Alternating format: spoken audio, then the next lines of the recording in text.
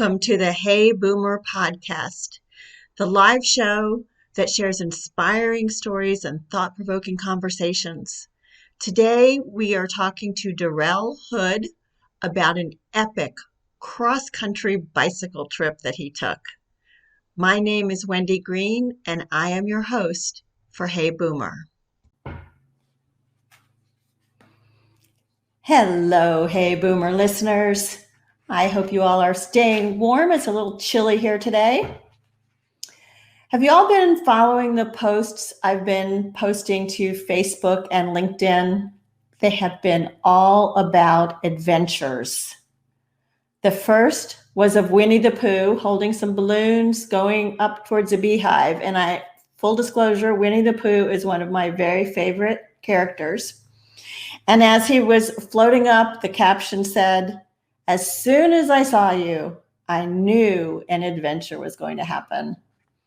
And that is true with our guest today, Durrell Hood. The next one said, "Do more than just exist." That's an important message. And then the third one reminded us to fill your life with adventures, not things. Have stories to tell, not stuff to show. My guest this week, or our guest this week, Durrell Hood, has many adventures to share and many stories to tell, and you are going to love this program. Before I bring him on, though, I wanted to tell you about another area that boomers struggle with occasionally, and that is reimagining their lives after they stop their full-time careers. I talk to people who are feeling unfocused, feeling like they've lost their sense of purpose, like they really don't matter anymore. And they want to feel energized. They want to feel engaged. They want to feel relevant and like their lives matter. And they can.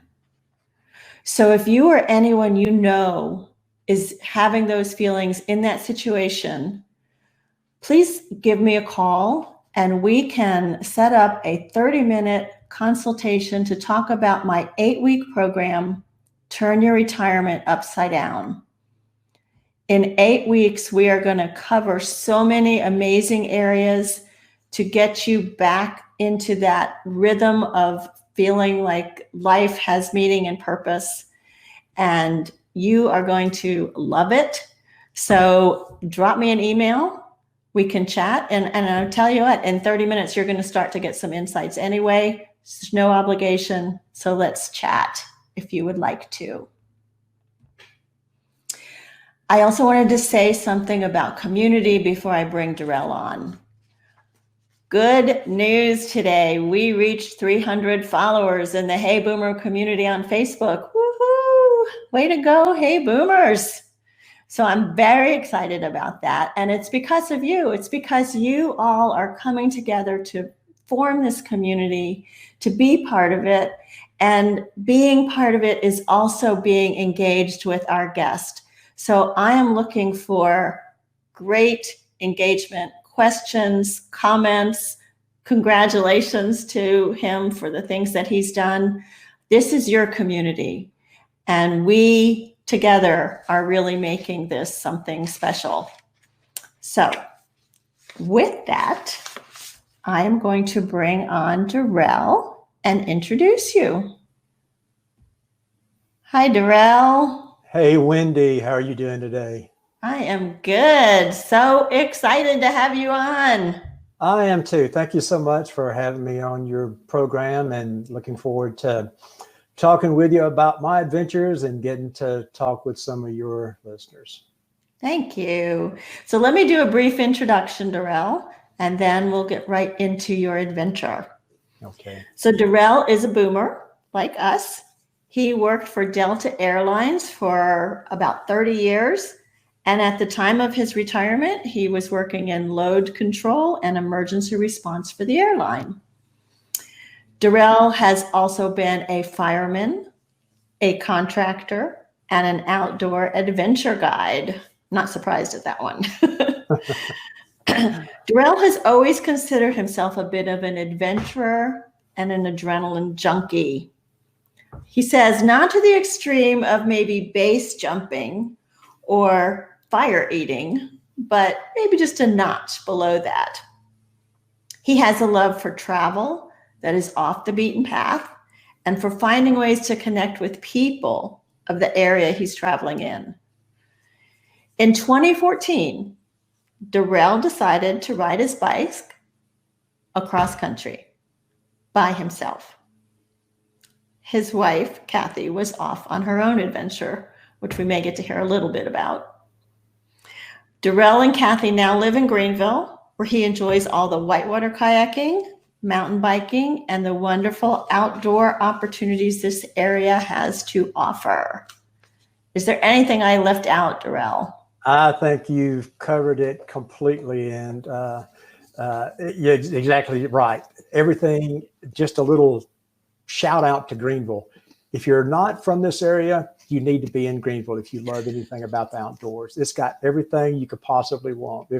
If you don't find somebody to participate and get together with a sport that you like, it's a self-evaluation thing you need to do, because it's really out there and available for everybody. Greenville is great, yeah, but we don't want it too much. That's right, yeah. All right, so take us back. It's 2014. I'm sure there was some pre-planning time before this. So what happened that got you thinking about taking this epic bicycle journey across the country? Well, as I tell everybody, me and my good buddy Charlie again used to ride. I say used to ride. We just finished a ride in September on the Blue Ridge Parkway. But we started riding together years ago and touring, and Charlie actually got me into the touring. We had been together in Florida and Wyoming and Vermont doing some of our bicycle tours. And I wanted to go on a solo trip. And actually, Charlie had done a cross-country trip himself and kind of gave me that inspiration. So I started planning it. Not a lot of long-term planning, because with some of this, you just don't know if it's going to work out or not. Jobs got to fall in place, families got to fall in place, physical capabilities have to fall in place, and you just don't know if all that's going to work out. But in July of 2014, it did. We sold our house on July the 7th. We lived in Peachtree City, Georgia. We sold our house on July the 7th. July the 12th, Kathy took me out to Seattle and dropped me off. So started my trip. She started doing her thing a little bit later on. But I started my trip in Anacortes, Washington. And 80 days later, was loving it, still loving it. So Seattle, or outside of Seattle, why start there? The route I chose was called the Northern Tier route. It takes you mostly on the north part of the U.S., up into Canada, back and forth, back and forth. It's anything but a straight route from point A to point B. You're going south as much as you're going east or north.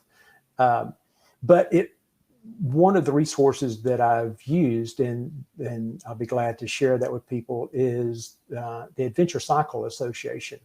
They have a lot of good information out there for people that are interested in getting into bike touring. Their maps that they provide are wonderful.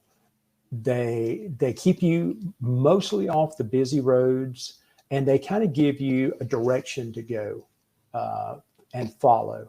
And it's been proven over the years they've been doing it that their routes are checked out and they're good, better than just trying to follow a map on Google that you don't know if you're on a 4-lane highway or how busy the road is. So that was their starting point, was Anacortes, Washington, and the ending point was Bar Harbor, Maine. in between that, I stayed with it sometimes. I didn't, and I didn't follow it so closely sometimes. It all depended on the mountains, the weather, the advice I got from other travelers that I met, and I just stayed flexible with it. So the planning, I think I mentioned to you in one of the times that we've talked about exploring the Appalachian Trail, right? Yeah.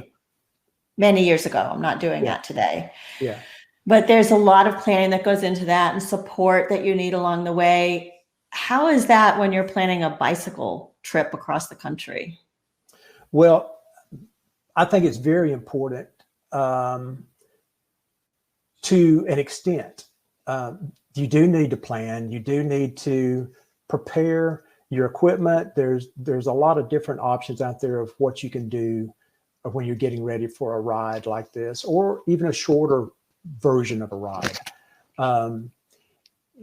So you need to make sure that you have the basics understood and you're comfortable with that. Your abilities, the equipment you've got, the areas you're going to visit or plan on visiting. But I think it's also kind of crucial that you don't get too caught up in that you remain flexible and allow things just to happen, because a lot of times when they just happen, it's really a good thing that the way it turns out. And that's been proven in my rides and my buddies' rides that I've done this with time and time again. But you need to think about your food and your clothing and like first aid, I guess. I mean, some of it you had to think about, right? Yeah, you do. And like I say, I did. I probably did more planning on that type of thing than I did the actual route selection and everything itself. I was probably more detailed, and some of my buddies that are listening to this go, yeah, he's got a backup to the backup to the backup. And I do like to have that. I like to have something, if this breaks, I've got something else that can get me back on the road, or at least I have a way to fix it, repair it when I'm out. So yeah, the type of equipment I chose, the bike I chose, all of that, I planned that out for quite a while. And it took me a while to get all that gear together. And even after I did that, I still changed some stuff on the bike to make it more personal to me, to make it fit my style of riding and what I planned on doing on that trip. So, and what about physically training for something like this? I mean, what was the longest ride you had taken before you planned 80 days on the road? I guess the longest ride was somewhere right around 500 miles. And several of them had been in that category. 500 miles is kind of a good trip because you don't have to plan for months. You don't have to think I've got to take off work for a month to do this trip. I can take off for 6 or 8 days and still have a pretty relaxed schedule for 500 miles. But for the training for this ride, there's an old saying, train for the ride or the ride trains you. I did as much training as I could. That's probably not totally true. I did some training. I probably could have done a lot more. It was probably on me only that I didn't train quite enough. But I did ride with a loaded bike. I found out what worked and what didn't work for me. And how I needed to change those things if they didn't work. One of the things that I tried to do was get as much hill time in, because riding on flats, it really doesn't matter how much your bike weighs to a certain extent. My bike normally weighs somewhere around, with the bike and the gear, right around 90 pounds, sometimes a little more, sometimes a little less. But for physical training, one thing I found out that it's easier for me to lose a little weight than it is for me to pay for the equipment that weighs a few ounces less that costs hundreds of dollars more. So I'll try to back off on the weight just a little bit or lose a little bit before a ride. It just makes it easier hauling that weight up the hills. All right. So it's day one. Kathy has dropped you off. You climb on your bike. Kind of give us a sense of what you felt as you pedaled away that first day. Well, I can remember it pretty vividly because one of the first impressions that I got leaving was, gosh, this bike is heavy. And things felt shaky to me a little bit. I loaded a little bit different on that first day, probably than what I'd done just in my training rides. And I go, wow, this is a lot of weight that I'm going to be carrying for the next, who knows how many days. I really didn't know how many days on that. But it was also leaving the family for I figured on at least 3 months. It could have been a little bit shorter. It could have been a little bit longer. The time frame wasn't really nailed down to an exact number of days. So that's always a concern in your mind. Is everybody going to be okay? Is it really good for me to be doing this? It's kind of a own your own thing. But the family, I had great support from the family, great support from friends. So that part really wasn't as much of an issue as like, I'm not really doing something that everybody else is not on board with. Everybody was totally on board with this. One thing that also came into mind was that I don't have a good idea of where I'm going today. You know, that was the first day out. It was like, when you're in the towns is probably the hardest time for your navigation and all, because you've got streets that you have to turn on that come up a lot more often than once you get on the road further down your ride. So I think I got lost a couple of times within the first few miles. So my day ended up a little bit shorter the first day than I had planned, not mileage wise. It was like a lot of my shortcuts. My shortcuts ended up longer than the original plan, but it ended up shorter distance that I actually made. So it was a learning experience from the very start. So what were some of your biggest concerns as you took off that first week? What were some of your biggest concerns? I didn't worry about a lot of stuff. I kind of just took it as it came. I've always been comfortable in the outdoors, so I wasn't worried about the weather, my food, where was I going to get a bath, any of that kind of stuff. That just usually works out. I'm comfortable getting a bath in a stream or in a sink at McDonald's with, as good a bath as you can get in a sink at McDonald's. But so that kind of thing didn't really concern me as far as the big items on my mind. And I guess one reason that it didn't is because things just started happening so quickly that were almost like a sign, like, gosh, this is really great. Things are working out not like I planned, but it's because I didn't have that much of a plan. I didn't have, this has got to be like this kind of plan in order for this to succeed. My plan was, I'm going to keep going as long as I can. I feel like I'm going to be able to complete the whole thing, but it wasn't based on this had to happen or that had to happen to make it work. So it's like you built in flexibility. Oh, definitely. Flexibility was a key part of this. Then it makes it where you don't get disappointed when things don't happen exactly like they should. On one of my first few days out, I was still on the western side of the Cascades, and back to the part where I said, train for the ride, or the ride trains you. This was my training day. And the ride showed me pretty quickly that I had not done enough leg work and time on the bike to allow for those hills. So I actually just said, this is where I'm staying tonight. I'm not going to make it through another pass. I'm not going to make it through another mountain. And I found a place just on the side of the road that I was able to get my tent in, get out of the way so I wasn't inside of the road, and start it over again tomorrow. Smart.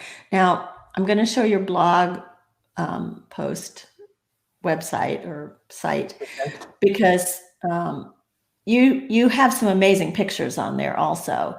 But as I was reading through it, early on, you had a very close call with a fire situation. Can you tell us about that? Yeah, the fires.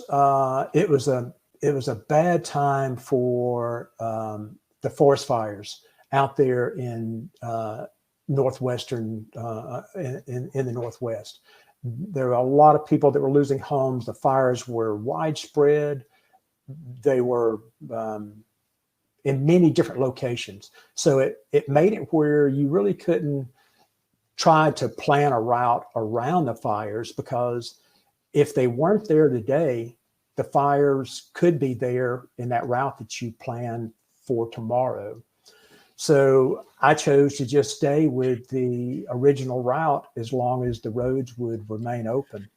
I was riding through, sometimes I was looking back over some of the pictures myself just recently, and I had on a face mask and sunglasses, and the embers that some of the times, especially the last day that I want to tell you about, it got kind of close on one of the days.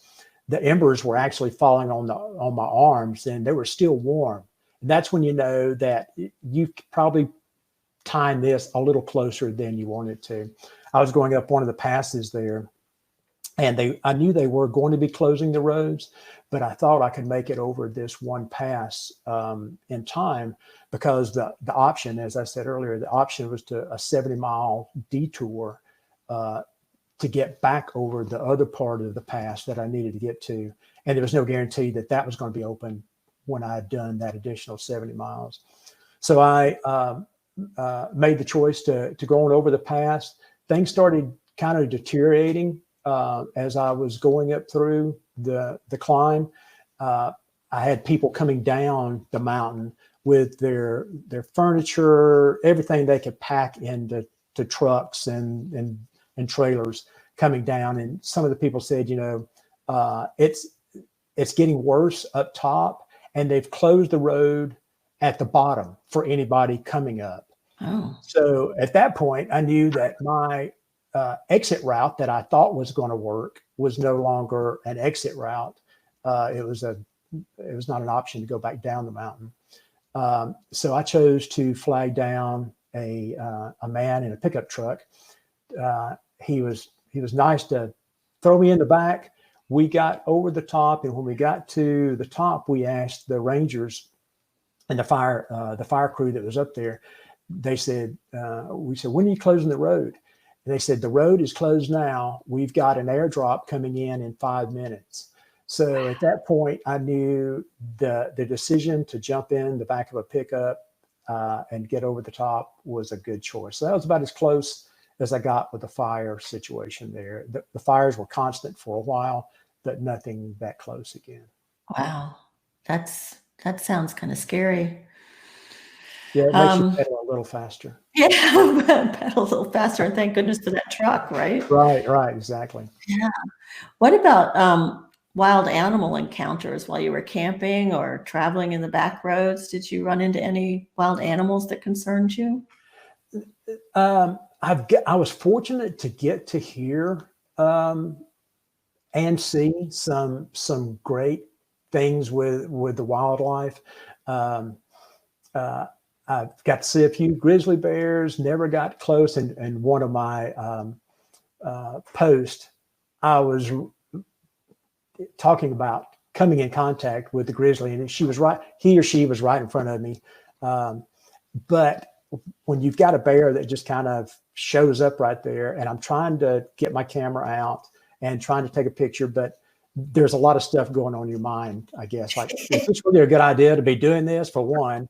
And then the bear's moving so fast so I got a picture of my foot, I think, and I got a picture of the shadow of my bike was all I got to prove that I was close to the contact of the bear. But also got to hear wolves camping on the lakes at night with the loons sounding in the background. It was just wonderful. Coyotes a lot of coyotes.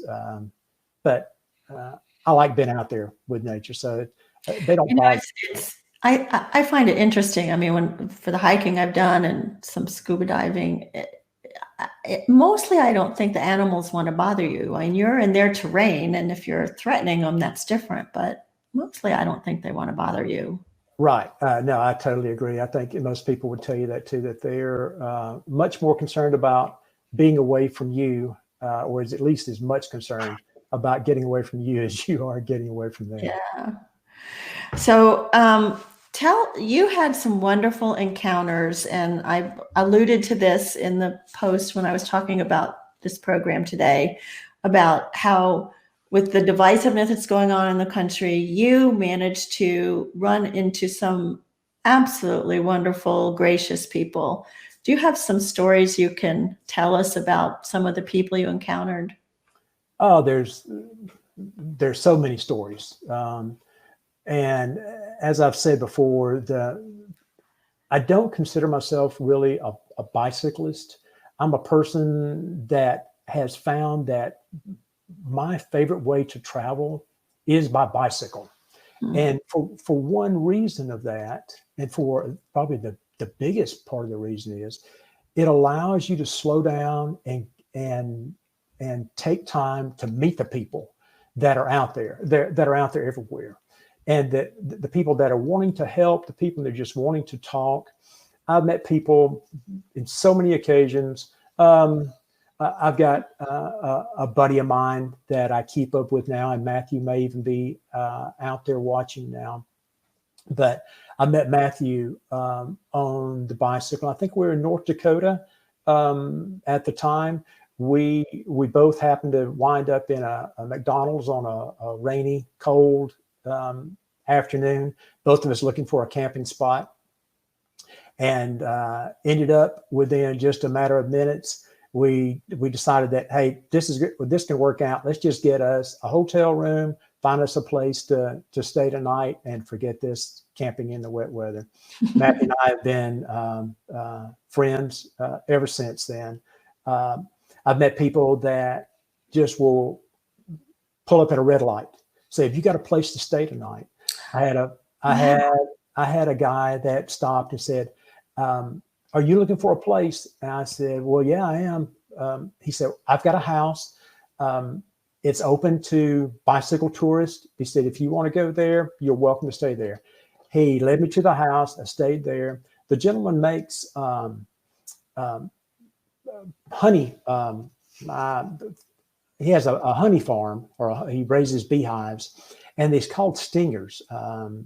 It's a bicyclist power pack that he sells. REI sells them. Just a neat guy.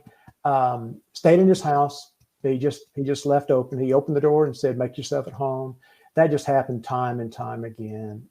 I stayed with monks.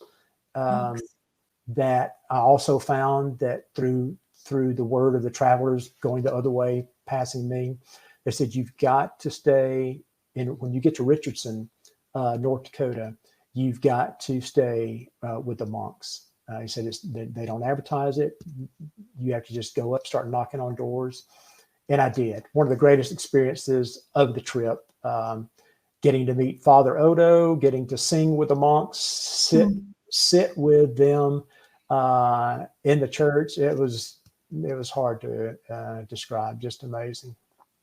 So you really had a lesson on humanity on that trip. Yeah, how great humanity really is, and how nice people really are. And especially with things that are going on today in our world and everything, you kind of get the picture that it's not like that. And I would have to totally disagree with that. The majority of people that I've come in contact with, either for just a second or for a day, it's just amazing how people are so generous and so kind and so willing to help, that have never met you before, and allow you to stay in their home with somebody. That happened many, many times. I stayed in a lot of homes that I would just meet, and they would say, "Please come stay with us. We've got extra room. We've got a basement, or you can just pitch your tent in the yard, whichever." Wow. And I think what the point you made when you were talking about it was that people are open and friendly, but you have to slow down enough to see them and to have them see you and to be able to make that connection. Yeah, exactly. We all have got such hurried lives, and I think we kind of use that as an excuse why we believe that the people aren't as friendly, or the people don't want to have as much contact. But I think a lot of it's us. We're just too busy to take the time to allow it to happen. Mm-hmm. When we slow down and allow it to happen, and make ourselves open and vulnerable to people wanting to help, it changes your whole outlook on life and your fellow man and woman. Yeah, that's a great lesson to share with us. Thanks. You stayed in some amazing places. Some of what you talked about, like the stealth camping off the road, some in people's homes. But what was one of the most beautiful or memorable places that you stayed at when you went across the country? Well, there were, again, so many places. I stayed in a biker barn one time, not the Harley Davidson biker barn type, but another gentleman had just dedicated part of his farm to the bicycle travelers that came through. It was everything he had in there. He had food supplied, he had showers, he had beds, he had a silo that you could sleep in if you wanted to, that he had outfitted. All of it was totally his own good nature and his own generosity that provided for you there. It was a wonderful place, great people to meet. He was ex-Marine helicopter pilot, super nice, him and his wife. That place was nice. The Abbey was unbelievable. There's an outfit called Warm Showers, or a group called Warm Showers, that allows bicyclists to it's an app you can use that allows bicyclists to connect to them through that app. I would stop in town sometimes and just send somebody a text. "Hey, I'm Durrell. I'm a cyclist coming through. Do you have a place I could stay tonight?" Almost always it was a yes. If it wasn't a yes, it was because we're out of town, and the house is locked. You can stay in the yard, you can use the hose or whatever, but it was so many great places to stay. It's hard to pick just one. Yeah, I'm sure it is. Were like national parks, state parks, were those part of the places you stayed? They were, again, part of the flexibility. I stayed a lot of times. I stayed wherever at the point I got tired. Sometimes I would try to make a destination if it was something that I'd heard that was really a good place to stay, or a really good part of the country to visit a little while longer. But yeah, I stayed in a lot of national parks. Some closed, some opened. I camped on sides of the road. I camped in fields, wherever it worked out, in people's yards. I stopped at one lady's house. She was working her flowers. I don't remember even what state I was in at the time, but she was working her flowers, and just said hello to her. Then after talking, I said, "Well, I'm looking for a place to camp." And I said, "I don't see anything that's around here that I can find. Do you know of anything?" And she said, "No, not really." But she said, "If you want to, you're welcome to stay in my yard." And it was the funniest conversation I heard that she was having with her friends that night. It was kind of like, "You can't believe what I just did. I let this guy come pitch his tent in my yard. I didn't know him from anybody. And now he's sleeping in my front yard in his tent with his bicycle there." And I told my friends, I told my wife, I said, "You ought to just be able to hear her on the phone. It's a good conversation," she said. You made her day. Yeah, it was funny. Yeah, it was good. So Durrell, you started in Seattle. Where was your final destination? Final destination was Bar Harbor, Maine. And how many days did it take you to get there? 80 days from start to finish. Could have gone a little bit faster, but like I say, I didn't have a firm timeline. I just knew it probably sometime at the 1st of October, right around the 1st of October before I made it there. So it worked. All right. So you're gone almost 3 months. Yep. And what was Kathy doing during that time, your wife? Kathy had a rough time. She was distraught over me leaving. It was terrible. So she thought the best thing that she could do was go to Italy for 3 months. So good for her. Yeah, I don't know how she ever made through the stress of me leaving like that. But she worked at a B&B for a while. She house sat in Turin, Italy, I believe, for a while. She took care of some cats in Turin, Italy. And then she worked in Sicily for a little while. So she had a great adventure of her own while I was off on the bicycle. Hers was probably a little more comfortable than most of my nights, but she had a great time. And that was one of the things, I said everything's kind of got to fall into place. It would be harder to go on a trip like mine if you're thinking, okay, somebody at home is just going to be there. They're going to be at their daily routine, 9 to 5. And you're talking about all your grand adventures that you're having on a daily basis, So it makes it much easier if you're with Kathy having her own great adventures while I was gone. It made it a good trip for both of us. Yeah. Well, good for you, Kathy. I'm sure you had a great time too. Struggled through that. Yeah, it was tough. Yeah, I know, right? So somehow you communicated with her to let her know when you were going to be in Maine. What was that like to finally reach the end of this trip? It was, I think probably like any trip like this would be, it's bittersweet. You're looking forward to the end. You're looking forward to being back with family, but it's so different when you're out on the road that when all you got to do is eat, sleep, and ride. That's really about all that's on your mind.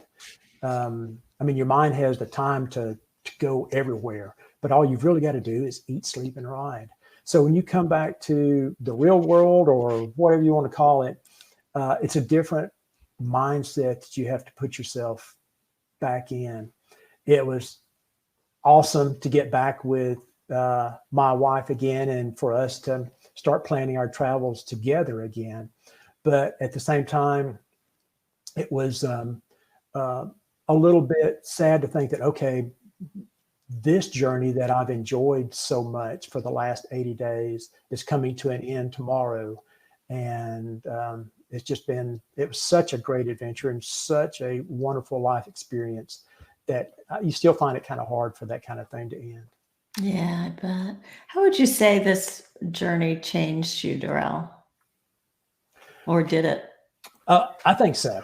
And what I've been told by family members, and I think it's true, is that it really mellowed me out even more. I think I'm a fairly mellow guy anyway, but they said it's really mellowed me out, make it where I don't feel such a burden to have things always work out right, because in the end, it still kind of works out right. And I don't get too concerned about the little things that just need to be worked around or worked through.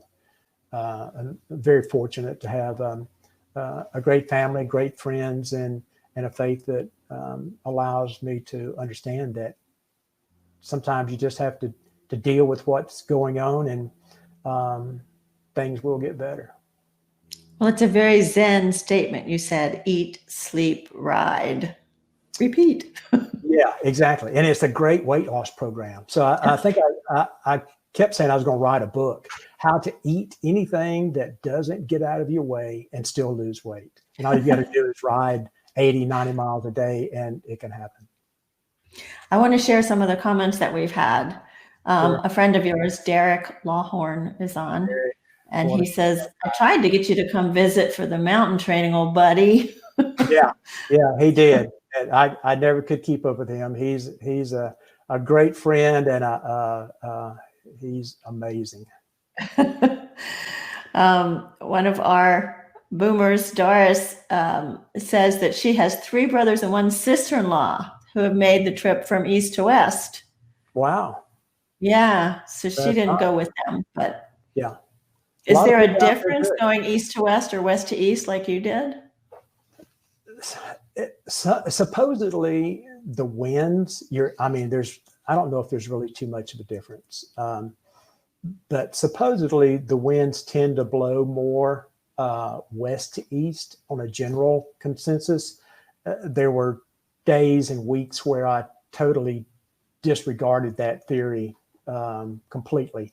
But I think if there's a difference, that's kind of what people would base that on. Yeah.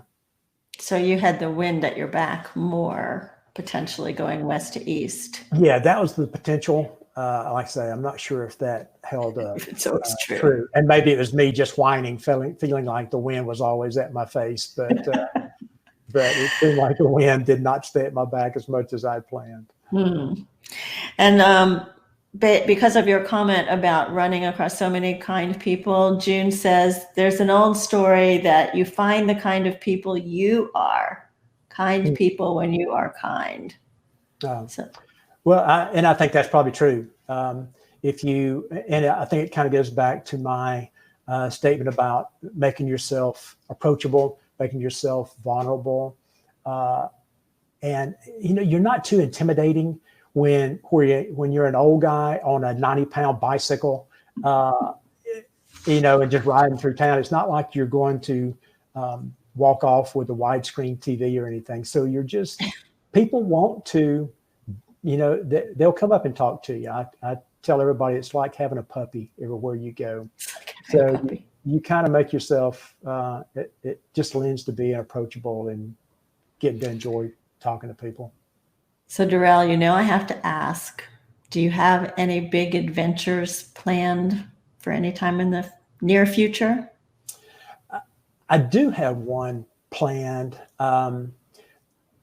big adventure. And I kind of want to touch on this just a little bit, that the adventures can come in small packages and still be a big adventure. You don't have to do a cross-country ride for 80 days for it to be a big adventure. Matter of fact, if you kind of look at, if you get a chance to look through the blog, you'll see that I talk about what each day had, how many great experiences. So if you just want to consider that was a short trip, you got a great epic adventure in a 1 week's time or a 3 days time. But when my buddy Charlie and I were talking about our last ride, we decided to do the Blue Ridge Parkway. But we also looked at doing the North Carolina Outer Banks, which is about another 500-mile loop trip. I think I may try to do that. Like I say, it's a smaller trip. It's closer to home.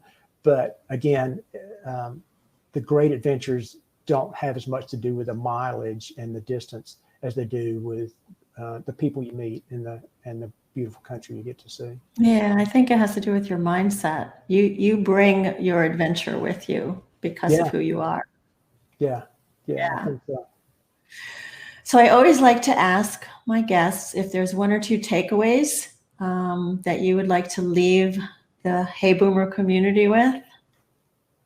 Yeah, and I thought about that, and I think there's some good takeaways from a journey like this, and maybe not just necessarily a journey like this, but from what I've kind of learned along the years. And I wrote them down, so I apologize for reading here. But don't get so focused on the grand once in a lifetime trip. As I said, the small trips are just as great. And they take less planning. So in reality, you do have to plan longer. For the longer the trip is, the more planning there is involved. Look at taking, especially if you're just getting into bicycle travel, look at taking short trips. It allows you to find out if it's really what you want to do, less planning involved, and less time you have to spend away from home. So it makes it easier for something like that.